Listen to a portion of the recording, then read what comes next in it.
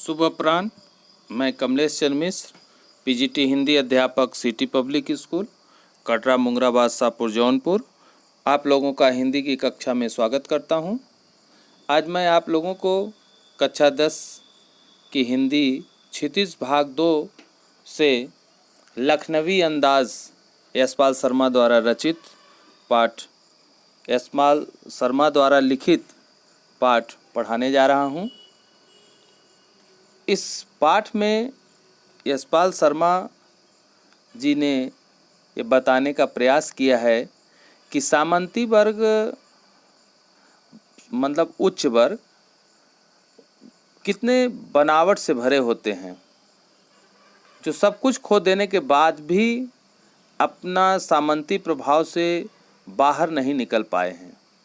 वह एक ऐसी बनावटी शैली के आदी हो चुके हैं कि अपने उसी सामंती अंदाज को कायम रखना चाहते हैं। इसके लिए वह तमाम हरकतें करते रहते हैं जिससे उनका सामंती रोब प्रकट हो सके। आइए इस पाठ लखनवी अंदाज का सारांश देखते हैं। पैसेंजर ट्रेन चलने को तैयार थी। लेखक भी सेकंड क्लास का टिकट लेकर ट्रेन में बैठ गया। लेखक सोच रहा था, एकांत में खिड़की वाली सीट पर बैठकर बाहर का दृश्य भी देखता रहूँगा और एकांत में नई किसी कविता या निबंध की रचना भी करता रहूँगा। परंतु जैसा सोचा था वैसा नहीं हुआ। उस डिब्बे में पहले से ही एक लखनवी अंदाज वाले एक नवाब साहब बैठे थे। सामने तौलिए पर 2 ताज़े खीरे रखे थे। लेखक के डिब्बे में चढ़ जाने से नवाब साहब के चेहरे पर असंतोष स्पष्ट दिखाई देने लगा।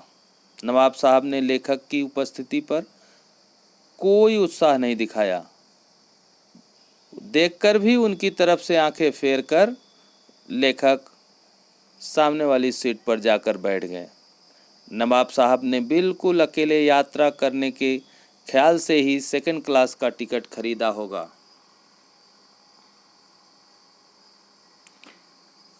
परंतु उन्हें यह बात समझ में नहीं आई कि कोई सफ़ेद पोश उनके मझले दर्जे में उन्हें सफ़र करते देखे।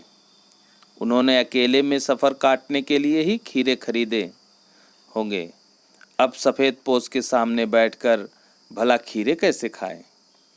लेखक कनखियों से तिरछी निगाह से नवाब साहब की ओर देख रहा था और नवाब साहब गाड़ी की खिड़की से बाहर की ओर देख रहे थे। नवाब साहब ने सहसा लेखक को संबोधित करते हुए कहा, आदाब अर्ज़ जनाब, क्या आप खीरे का शौक़ फरमाएंगे? लेखक को नवाब साहब का सहसा इस प्रकार का प्रस्ताव जचा नहीं।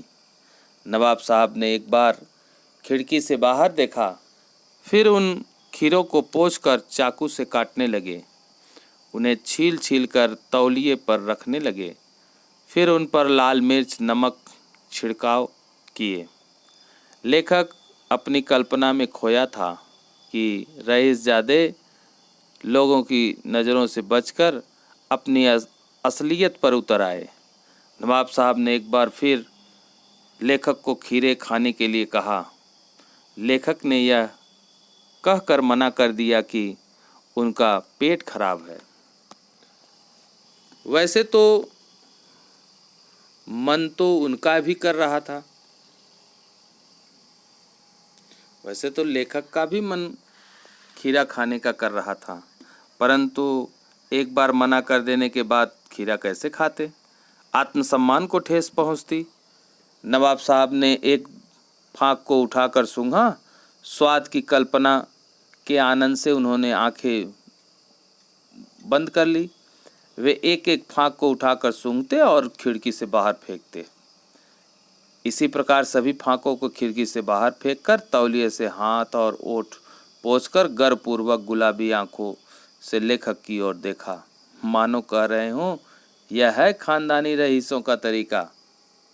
लेखक सोच रहे थे कि यह सुगंध और स्वाद की कल्पना से संतुष्ट होने का तरीका, क्या ऐसे तरीकों से भी तृप्ति मिल सकती है? तभी नवाब साहब ने डकार ली और बोले, खीरा लजीज होता है, लेकिन होता है शकील, नामुराद, मैदे पर बोझ डालता है। अर्थात खीरा तो सुंदर होता है, लेकिन खाने के बाद पेट पर दबाव डालता है। लेखक को यह सुनकर लगा कि उनको नई कहानी का विषय मिल गया। इस प्रकार से यह पाठ समाप्त हुआ। इस पर आधारित कुछ प्रश्न हैं। इन प्रश्नों का उत्तर लिखकर आप व्हाट्सएप कर देंगे और साथ में अपनी अभ्यास पुस्तिका पर भी आप लिखते रहेंगे। लेखक को नवाब साहब के किन हाव भाव से महसूस हुआ कि वे उनसे बातचीत करने के उत्सुक नहीं हैं? दूसरा प्रश्न, नवाब साहब ने बहुत ही यत्न से खीरा काटा, नमक मिर्च बुरका, अंततः सूंघकर ही खिड़की से बाहर फेंक दिया। उन्होंने ऐसा क्यों किया होगा? उनका ऐसा करना उनके कैसे स्वभाव को इंगित करता है? बिना विचार घटना पात्र के भी क्या कहानी लिखी जा सकती है? यशपाल के इस विचार से आप कहाँ तक सहमत हैं? आप इस निबंध को और क्या नाम देना चाहेंगे? इस प्रकार से इन प्रश्न का उत्तर आप लिखकर व्हाट्सएप कर देंगे, हम चेक कर लेंगे और अपनी अभ्यास पुस्तिका में भी इसे लिखते रहेंगे। यह ऑनलाइन क्लास आपका सोमवार, मंगलवार, बुधवार को चलेगा। प्रत्येक सोमवार, मंगलवार, बुधवार को आपकी हिंदी की क्लास चलेगी, जिसमें हम समय से उपस्थित रहेंगे। जो समय सारणी दिया गया है उसके मुताबिक हम उपस्थित रहेंगे। आपको कोई संशय हो या शंका हो तो आप प्रश्न कर सकते हैं, प्रश्न का उत्तर हम देंगे। अब नए वीडियो में फिर मुलाकात होगी। धन्यवाद।